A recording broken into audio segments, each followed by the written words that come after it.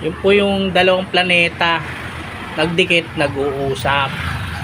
Kaya papakita ko sa inyo, ilalapit natin, oh. Ibig sabihin, kahit na malalayong planeta nag-uusap din. Yun, oh. Delikado, magdidikit lang sila. Yan. Oh, di ba? Naglayo din sila, oh. Nakapansin, eh. Oh. Kaya nga kumukulimlim. Yan, oh, di ba? Oh. Nag-iisa na lang yung planeta, nalungkot tuloy. Oh, yan, oh, lilingon na yan, oh, lilingon na. Yan, yung planeta na yan, oh. May numerong 200. Oh. Tapos na. Biglang nawala isang planeta, eh. Nagtago.